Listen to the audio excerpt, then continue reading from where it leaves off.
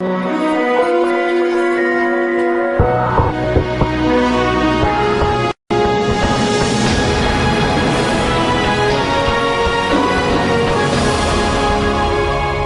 نے اپنے مہمانان گرامی سے گزارش کی ہے کہ اپنی اپنی باری پہ بات کریں تاکہ عوام تک جو ہے ان کا موقف پہنچ سکے. میرا خیال ہے کہ میں شروع کرتا ہوں عاصم صاحب سے. ان کو موقع کم ملا ہے.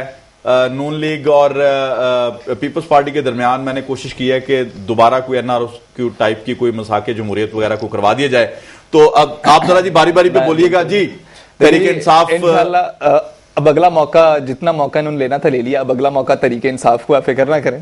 میرا صرف ایک یہی کوشچن ہے کہ ہر پارٹی کو اپنے لیڈر کو بھی اکاؤنٹیبل ٹھہرانا چاہیے. ان کو چاہیے کہ اپنے لیڈر سے پوچھیں کہ ان کے کتنے اثاثے اندرون ملک ہیں, کتنے بیرون ملک ہیں, جتنا پیسہ ان کے بیرون ملک ہے وہ کس طرح گیا ہے, کس ذریعے سے گیا ہے, منی لانڈرنگ ہوئی ہے, کسی بینک کے تھرو گیا ہے, کتنی جائیدادیں انہوں نے وہاں بنائی ہیں اور اس پیسے کے اوپر کتنا ٹیکس دیا ہے. دیکھیں یہ پبلک پراپرٹی ہوتی ہے. لیڈر ڈکلیئر ہوگا تو وہ بینک سے مثلا جب آپ اثاثے اپنے ظاہر کر دیتے ہیں نا, وہ آٹومیٹکلی آپ کے نام پہ جو اکاؤنٹس ہوتے ہیں وہ تو اسٹیٹمنٹس اور بینک سے کہاں اور یہ وہ جو آپ کی دولت ہے وہ پکڑی جاتی ہے. بالکل انہیں ڈکلیئر کرنا چاہیے. دیکھیں یہ 5-5 ہزار سالانہ ٹیکس دینا اور بی ایم ڈبلیوز میں گھومنا یہ ایک بالکل یہ کنٹروورسی ہے. میں آپ کو موقع دیا جائے گا. مجھے بات کرنے دیں. آپ نوٹ کریں اپنی باری پہ بولیں. عباس صاحب اپنی باری پہ بولیں. بڑی مہربانی باری پہ بولیں. آپ پلیز باری پہ بولیں. آپ باری پہ بولیں. دیکھیں پاکستان میں الیکشن کمیشن کا بھی سب کو پتا ہے, قانون کا بھی سب کو پتا ہے. میں یہ سب سے ریکویسٹ کرتا ہوں کہ یہ ہماری لیڈرشپ جو ہے قومی لیڈرشپ ہے, اس کو چاہیے کہ اپنے اثاثے ڈکلیئر کرے. عمران خان صاحب نے ایگزامپل دے دی ہے. انہوں نے اپنا ایک روپیہ ڈکلیئر کر دیا ہے, ایک ٹیکس ڈکلیئر کر دیا ہے. اور انشاءاللہ جب عمران خان صاحب حکومت میں آئیں گے he will be the first person who will present himself before accountability for accountability. سب سے پہلے جس کا یہ احتساب ہوگا وہ عمران خان صاحب خود ہوں گے, پھر ان کی کابینہ کا ہوگا, اس کے بعد بات آگے چلے گی.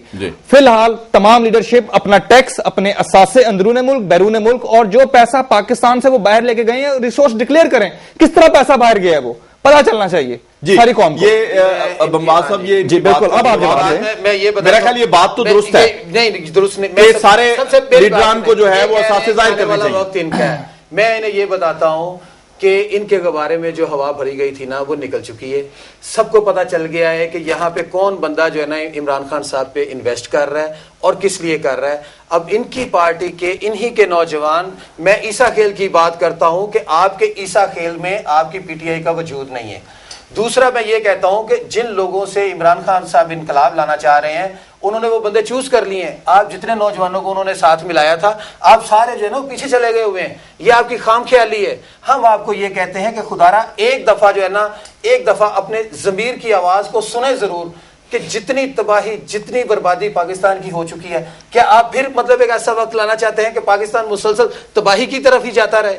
اور کوئی تو ایسی بات اپنی جینون کر لیں خدارا اپنے اللہ کو حاضر نظر جان کے کہ جس میں ریئلٹی ہو. سب سے زیادہ اس وقت رہنمائی کی ضرورت جو ہے نا وہ بلوچ یوتھ کو ہے. جی بالکل. میں سمجھتا ہوں کہ اس وقت وہ ہم سے نفرت تک پہنچ چکی ہے. ان کی حالت جو ہے اپریل میں پاکستان کے حالات کس طرح بنے تھے, بہترین وہی حالات یہاں کریٹ کیے جا رہے ہیں. آج مطلب ہے کہ صوبوں کی باتیں ہو رہی ہیں. آج لوگوں کو کسی نے ایسی بات نہیں کی کہ سندھ بلوچی پنجابی پٹھان کو جو ہے نا وہ اکٹھا کر لے. کبھی کسی نے پاکستانی جا رہے ہیں جی بلوچستان شاید کبھی نہیں تھی. کوئٹہ میں جا رہے ہیں سر جلسہ کرنے کے لیے. ضرورت ہے کہ ہم پاکستانی بن جائیں اور وہاں پر پورا پروگرام دیں گے. ہم بات بعد میں کریں. اچھا بات ہو رہی تھی اثاثے ڈکلیئر کرنے. جی ہم نے سارے اثاثے آلریڈی ان کو اتنا پتا ہونا چاہیے. جب بندہ کوئی الیکشن لڑتا ہے تو الیکشن کمیشن میں اپنی تمام تفصیل دیتا ہے. آج سینٹ کے الیکشن ہو رہے ہیں, ٹی وی ہی آپ کے چینل چلا رہے ہیں کہ اس نے فلاں بندے نے اتنے اثاثے ڈکلیئر کر دیے.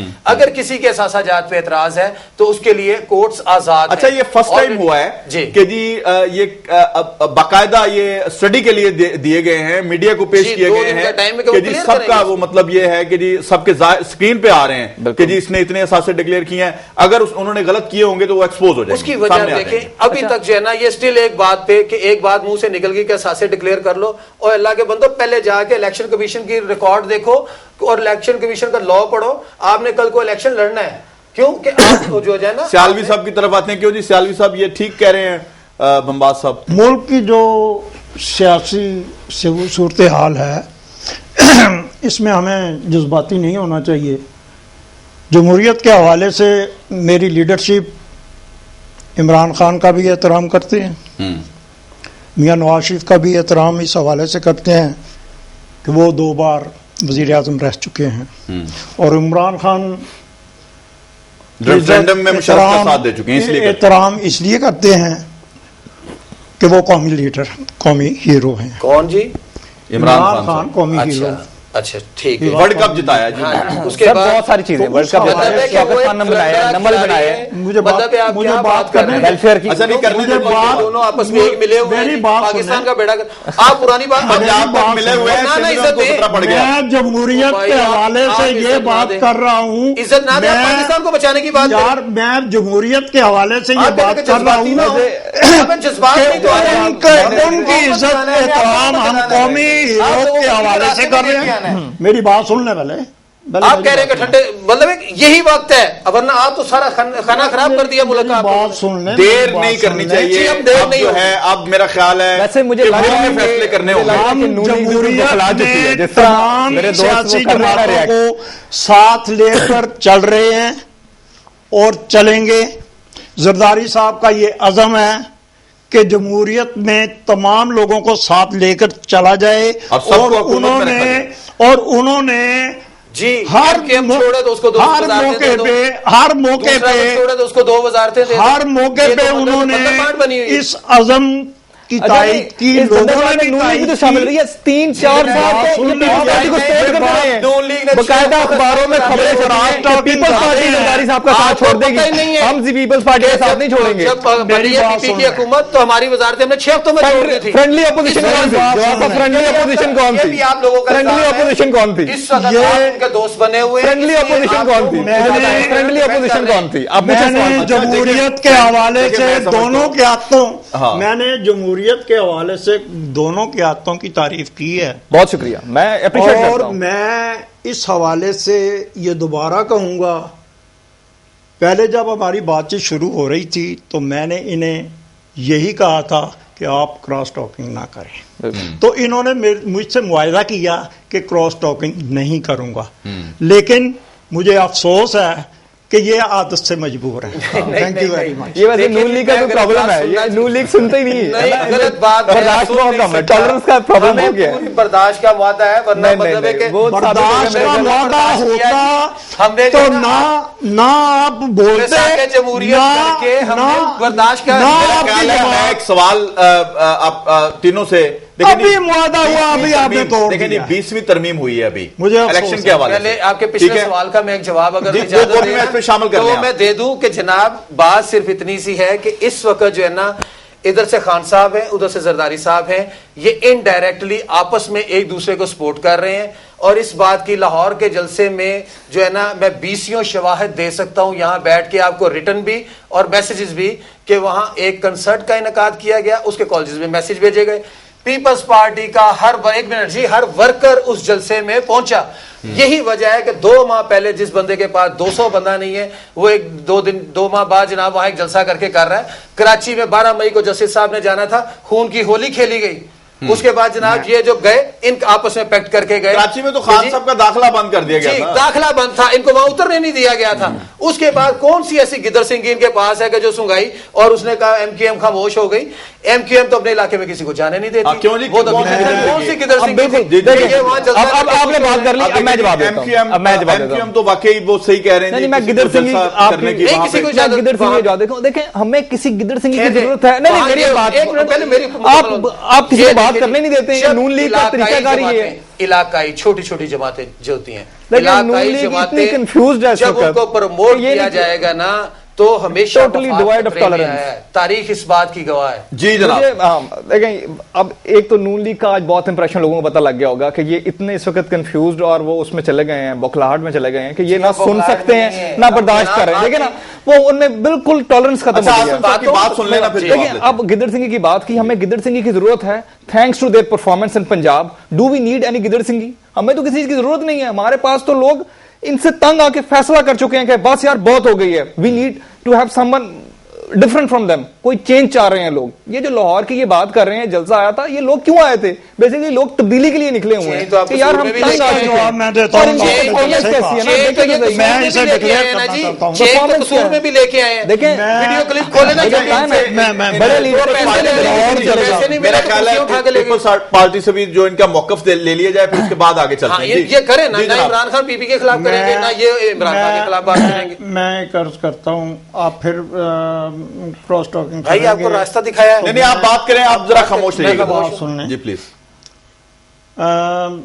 مینار پاکستان میں تحریک انصاف کا جلسہ ہوا. آپ کو شاید یہ علم نہیں کہ چند دن پہلے میاں شہباز شریف کا جلسہ گوالمنڈی میں ہوا, نسبت روڈ پہ.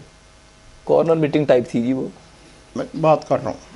تو وہ پھر مجھے بتانا پڑے وہ گا, بولنا پڑے گا مجھے. میری بات سن لیں, وہ جلسہ جتنے بھی لوگ تھے, لیکن ایک وزیر اعلیٰ پنجاب ہونے کی حیثیت سے جس انداز میں انہوں نے تقریر کی, لاہور کے عوام نے اسے ریجیکٹ کر دیا. یہ بھی آپ کی غلط فہمی ہے. لاہور کے عوام غلط فہمی ہے. اتنا بڑا جلسہ جواب ہی نہیں مل رہا. آپ لوگوں کے چینل وہاں پہ موجود تھے. میں کہتا ہوں کہ سٹیج سے نعرے لگائے جا رہے تھے, جواب دینے والا کوئی نہیں تھا. یہ میڈیا پر بھی میرا خیال ہے کہ لاہور کے میڈیا 3 گنا زیادہ اس روڈ پہ جو ہے نا بالکل فلاپ شو تھا. میڈیا موجود ہے, وہاں سے لے کے آپ موجود تھے, اس کے بعد یہ ساری سڑکیں کوئی جواب نہیں دے رہا تھا. سر دیکھیں تمام پٹواری تھے وہاں تمام پٹواری تھے. اب پٹواری بیچارہ کیسے جواب دے گا؟ اسی لیے خان صاحب پٹواری پٹواری وغیرہ کیسے جواب دیں گے؟ عوام کے ریلیف کے لیے نمبر 2 سر, نمبر آ گیا ہے کہ اب آپ کا سکوپ ختم ہو گیا. یہ ہمارا یوتھ کا انقلاب ہم لے کے آ رہے ہیں. اگر یہ جو انہوں نے آئیڈیل باتیں کی ہیں, اگر یہ ہو جائے تو بہت اچھی بات ہے. پہلی تو ریکویسٹ یہ ہے کہ اب مجھے ذرا اپنی بات کمپلیٹ کر لیجیے ان انٹرپٹیڈ. دیکھیں, ایک میں آپ کی رائے کا بڑا احترام کرتا ہوں جواد صاحب, بہت احترام آپ کی رائے کا, لیکن اختلاف میرا حق ہے. میں اس بات سے متفق نہیں ہوں کہ یوتھ سب میں ہے.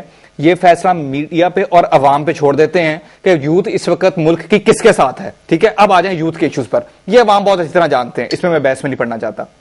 فوٹنگ جلسوں کی ہیں, آپ کے پاس 40 سیکنڈ ہے. بالکل. اب آ جائیں یوتھ کے ایشوز کے اوپر. نمبر 1 یوتھ کا ایشو ہے نا, پاکستان میں ماشاءاللہ 70, اگر ہم 35 سال تک کے لوگوں کو یوتھ میں شامل کریں تو پاکستان میں ماشاءاللہ 70% یوتھ ہے اس وقت. اب ایشوز کیا ہیں؟ ایک ان امپلائمنٹ ہے, اس کو کس طرح ٹیکل کرنا ہے. آپ ٹیررزم کو ختم کریں, پولیٹیکل سٹیبلٹی لے کے آئیں, فورن ڈائریکٹ انویسٹمنٹ آئے, انڈسٹری لگے ملک میں, اور پھر نوکریاں کریٹ ہوں. ٹھیک ہے. نمبر 2 ملک کے اندر جو آپ کا ایجوکیشنل سٹینڈرڈ ہے وہ کیا ہے؟ 4 تو ایجوکیشنل سٹینڈرڈ چل رہے ہیں, کسی نے اس کو ختم کرنے کی کوشش نہیں کی. کہیں مدرسہ ہے, کہیں پر انگلش میڈیم ہے, کہیں پر او لیول اے لیول ہے, کہیں امریکن اسکول ہے, کہیں پر اردو میڈیم ہے. ہم کلرک پروڈیوس کر رہے ہیں, اپنے ملک میں نوکری کرتے ہیں تو کلرک بن جاتے ہیں, باہر جاتے ہیں تو لیبر بن جاتے ہیں. دیکھیں, ایک سٹینڈرڈ ایجوکیشن دینا یہ قوم کا اور اس حکومت کا فرض ہے. نمبر 2 دیکھیں, ایک کلچرل یلغار ہو گئی ہے ہندوستان کی طرف سے اور ہالی ووڈ بالی ووڈ کی طرف سے. ہمارے پیمرا کے لاز ہیں, کوئی سب اپنے اپنا حصہ لیتے ہیں, اور سٹار ٹی وی چل رہا ہے ٹی ویوں کے اوپر, اور یہ بالی ووڈ کی فلمیں چل رہی ہیں. نوجوانوں کے پاس یہ بڑی اہم بات ہے جی, کوئی دیکھنے والا نہیں ہے, آپ کی حکومت ہے, کوئی دیکھنے والا نہیں ہے. عورتوں کا گھروں میں نوجوان لڑکیوں کا جو ہے دماغ خراب ہو رہا ہے اس طرح کے ڈرامے دیکھ کے, تربیت خراب ہو رہی ہے نا. اپنے معاشرے کا جو ہماری کلچرل ویلیوز ہیں, پلیز ہماری کلچرل دیکھیں, قومی ترانہ جو ہے وہ جنگوں میں بھی گایا جاتا ہے. قومی ترانے کی بات تاکہ مکمل ہو جائے پروگرام. ہاں جی, جو کلچرل ویلیوز جو ہیں وہ مسخ کی جا رہی ہیں ہمارے ملک میں. ٹھیک ہے. اور دوسری یہ کہ ایک چیز ہوتی ہے ریسرچ اینڈ ڈیولپمنٹ. میں جواز صاحب خود انجینئر ہوں, میں اپنی بات نہیں کرتا, لیکن میں نے اتنے ٹیلنٹڈ انجینئرز کے ساتھ کام کیا کہ یقین کریں وہ دنیا میں کہیں بھی جائیں گے نا ہلا کے رکھ دیں گے. پاکستان میں ان بیچاروں کو اپرچونٹیز نہیں ملتی ریسرچ اینڈ ڈیولپمنٹ کی, برین ڈرین ہوتا ہے, یہی لوگ امریکہ جاتے ہیں. اب دیکھیں نا, یہ علی معین نوازش کون تھا؟ یہ کل کو ایک بچی وہ جس نے مائکروسافٹ عرفا نے کیا تھا, کون تھا؟ یہ سب پاکستانی ہیں. اتنا ٹیلنٹ ہے, ان کو فیسیلیٹیٹ اور کنڈیوسو انوائرمنٹ دینے کی ضرورت ہے. دوسری آخری بات میں کہوں گا, میں فوری ختم کر رہا ہوں. دیکھیں, ایک چیز ہوتی ہے ریکریشنل ایکٹیویٹیز.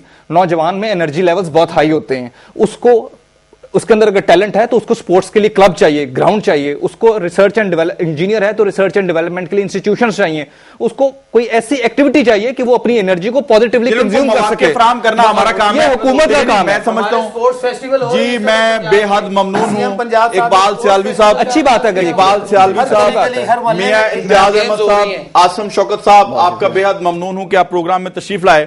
ناظرین, آپ نے میرے مہمانان گرامی کی گفتگو سنی. یقیناً میں سمجھتا ہوں کہ اس وقت جو یوتھ ہے اس کا حق ہے کہ اس کو مواقع فراہم کیے جائیں.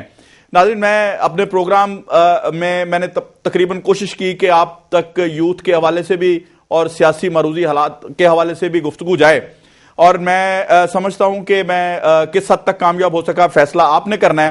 میں چند اشعار کے ساتھ پروگرام کا چونکہ وقت ختم ہو رہا ہے تو میں اشعار پیش کرتا ہوں کہ کس نے چھینی ہے زمین تجھ سے نمو کی طاقت, کس نے چھینی ہے زمین تجھ سے نمو کی طاقت, سارے گل خاک میں ویران ہوئے جاتے ہیں, جتنے پھولوں سے مزین تھے وہ سارے پودے دیکھتے دیکھتے مہمان ہوئے جاتے ہیں.